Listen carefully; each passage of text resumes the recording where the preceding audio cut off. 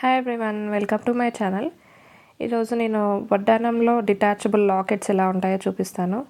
And also మీరు వడ్డానం చేపించుకునేటప్పుడు are మీకు ఫ్యూచర్లో ఎప్పుడైనా గోల్డ్ జ్యువెలరీ ఎప్పుడైనా పర్చేస్ చేయాలనుకున్నప్పుడు ఇలా టిప్స్ ఫాలో అవ్వండి. సో దట్ మనం ఒకటేసారి యూజ్ చేసి పక్కన పెట్టడం కాకుండా మనము చిన్న చిన్న పార్టీస్ ఫంక్షన్స్ ఉన్నప్పుడు కూడా యూజ్ అవుతుందన్నమాట.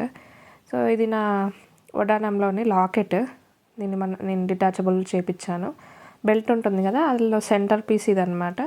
సైడ్కి కూడా ఒక చిన్న లాకెట్స్ లాగా ఉంటాయి, అవి ఇయర్ రింగ్స్ లాగా కూడా చేయించుకోవచ్చు. డిటాచబుల్ ఎలా ఉంటుందంటే మీకు ఒక స్క్రూ ఇస్తారు.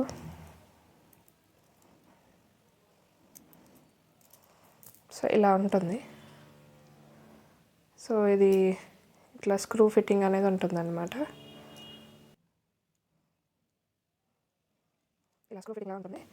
సో ఇది మనం ఒక బ్రోచర్ లాగా కూడా పెట్టుకోవచ్చు, ఆర్ హెయిర్ పిన్ లాగా పెట్టుకోవచ్చు, చాలా రకాలుగా పెట్టుకోవచ్చు. అండ్ నేను నా వడ్డానం పిక్ అటాచ్ కూడా చేస్తాను పెట్టుకున్నప్పుడు. సో దానికి ఈ బెల్ట్తో పాటు ఇక్కడ ఇయర్ రింగ్స్ కూడా ఉంటాయి. నేను అది డిటాచబుల్ ఏం పెట్టలేదు, ఇది ఒకటి డిటాచబుల్ చేయించాను. ఇలా డిటాచబుల్ చేయించుకోవడం వల్ల మనం ఈ లాకెట్ లాగా యూజ్ చేసుకోవచ్చు.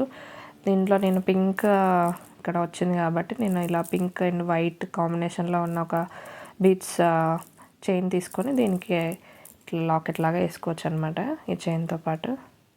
సో ఇక్కడ ఇలా పెట్టుకోవచ్చు. అండ్ నాకు అంకట్స్ జ్యువెలరీలో ఉన్న ఇయర్ రింగ్స్ దీంతో పర్ఫెక్ట్ మ్యాచ్ అయిపోయినాయి కాబట్టి నేను ఈ లాకెట్ అండ్ ఈ చైన్తో పాటు ఈ ఇయర్ రింగ్స్ అనేది పెట్టేసుకుంటాను అనమాట. సో మీకు ఇది ఫ్యూచర్లో ఎప్పుడైనా ఎవరికైనా యూజ్ అవుతుందని చెప్పేసి నేను ఈ వీడియో చేస్తున్నాను.